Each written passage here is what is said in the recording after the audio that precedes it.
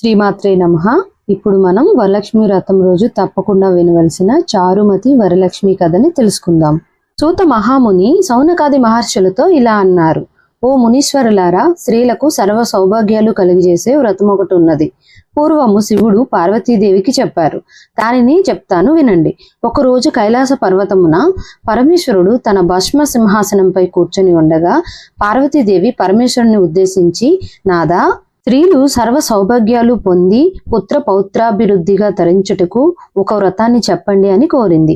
అందుకు ఆ త్రినేత్రుడు, దేవి, నీవు కోరిన విధంగా స్త్రీలకు సర్వ సౌభాగ్యాలు కలిగించే, శుభాలు కలిగించే వ్రతం ఒకటి ఉన్నది. అది వరలక్ష్మి వ్రతం. దానిని శ్రావణ మాసం పౌర్ణమి ముందొచ్చే శుక్రవారం నాడు ఆచరించాలి అని చెప్పారు. పార్వతీదేవి, నాదా, ఆ వరలక్ష్మి వ్రతం ఎలా చేయాలి అని అడిగారు. ఈ వ్రతాన్ని ఇంతకు ముందు ఎవరైనా చేశారా? ఆ వివరాలన్నీ చెప్పండి అని అడిగారు. శివుడు పార్వతీదేవిని చూసి, ఓ కాత్యాయని, వరలక్ష్మి వ్రత విశేషాలు చెప్తాను విను. పూర్వము మగధ దేశమున కుండినం అనే ఒక పట్టణం ఉన్నది. అందులో చారుమతి అనే బ్రాహ్మణ స్త్రీ ఉన్నది. ఆమె సుగుణవతి. పతియే ప్రత్యక్ష దైవముగా భావించి తెల్లవారుజామునే లేచి స్నానం చేసి పతిదేవుని పూలతో కొలిచి ఆ తర్వాత అత్తమామలకు అవసరమైన సేవలు చేసి ఇంటి పనులన్నీ ఓర్పుతో నేర్పుతో నేర్చుకొని చేసుకొని అందరితో ప్రియంగా మితంగా ప్రేమగా మాట్లాడేది. ఇంత అనుకువగానున్న ఆ మహాపతివ్రతను చూసి శ్రీ మహాలక్ష్మికి ఆమె మీద అనుగ్రహం కలిగింది. ఒకరోజు ఆ మహా ఇల్లాలి కలలో ప్రత్యక్షమై మహాలక్ష్మి ఇలా చెప్పింది. ఓ చారుమతి, నేను వరలక్ష్మీదేవిని. శ్రావణ మాసంలో శుక్లపక్ష పూర్ణిమకి ముందుగా వచ్చే శుక్రవారం రోజు నన్ను పూజించు. నీవు కోరిన వరాలు కానుకలు ఇస్తానని చెప్పి అంతర్ధానమైంది. చారుమతి సంతోషించి, హే జనని, నీ కృపా కటాక్షాలు కలిగిన వారు ధన్యులు. వారు సంపన్నులుగా విద్యావంతులుగా మన్నుతారని ఆలోచించింది. ఓ పావని, నా పూర్వజన్మ సుకృతం వల్ల నీ దర్శనం నాకు కలిగింది అని పరిపరి విధాల వరలక్ష్మీదేవిని స్తుతించింది. ఆ వెంటనే మెలకువ వచ్చి 4 వైపులా చూస్తే చారుమతి వరలక్ష్మీదేవి కనపడలేదు. వెంటనే భర్తని అత్తమామల్ని లేపి చెప్పగానే వాళ్ళు కూడా చాలా సంతోషించారు. దేవి ఆనతి ప్రకారం తప్పకుండా నువ్వు ఈ వరలక్ష్మి వ్రతం చేయు అని చెప్పారు. చారుమతి తన ఇరుగు పొరుగు ఉన్న స్త్రీలకు కూడా చెప్పింది. అందరూ కలిసి శ్రావణ మాసం ఎప్పుడొస్తుందా అని ఎదురు చూడసాగారు. వారు ఎంతో ఎదురు చూసిన పౌర్ణమి ముందు రోజు శుక్రవారం రాని వచ్చింది.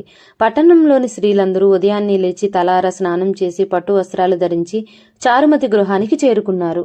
చారుమతి తన గృహంలో మండపం ఏర్పాటు చేసి ఆ మండపంపై బియ్యం పోసి ఒక కలశాన్ని ఏర్పాటు చేసి వరలక్ష్మీదేవిని సంకల్ప విధులతో నమస్తేస్తు మహామాయే శ్రీపీఠే సురపూజితే శంఖచక్ర గదాహస్తే మహాలక్ష్మి నమోస్తుతే అంటూ ఆహ్వానించి ప్రతిష్ఠించింది. స్త్రీలంతా ఎంతో భక్తి శ్రద్ధలతో అమ్మవారిని కొలిచి పూజ చేశారు. 9 సూత్రములు గల తోరణాన్ని తన కుడి చేతికి కట్టుకున్నారు. వరలక్ష్మీదేవికి అనేక ప్రసాదాలు నైవేద్యంగా పెట్టారు. ఆ తర్వాత ప్రదక్షిణ చేసి నమస్కారాలు చేశారు. మొదటి ప్రదక్షిణ చేయగానే కాలికి అందెలు గల్లుమని మోగాయి. రెండో ప్రదక్షిణ చేయగానే హస్తాలకు నవరత్న ఖచ్చిత కంకణాలు దగదగా మెరవసాగాయి. మూడో ప్రదక్షిణ చేయగానే అందరూ సర్వాభరణ భూషితులయ్యారు. వారు చేసిన వరలక్ష్మి వ్రతం ఫలితంగా చారుమతి గృహంతో పాటు ఆ పట్టణంలోని ఇతర స్త్రీల ఇల్లు కూడా ధన కనక వస్తు వాహనాలతో నిండిపోయాయి. వారంతా అక్షింతలు శిరస్సుపై వేసుకుని తీర్థప్రసాదాలు స్వీకరించి వారిండ్లకు బయలుదేరారు. అటువంటి ఆమె పరిచయం కలిగి ఉండిన తామెంతో భాగ్యవంతులమని ఎంతో మురిసిపోయారు. వారంతా ఏటా వరలక్ష్మి వ్రతం చేసి సకల సౌభాగ్యాలతో సిరి సంపదలు కలిగి సుఖజీవనం గడిపి ముక్తిని పొందారు.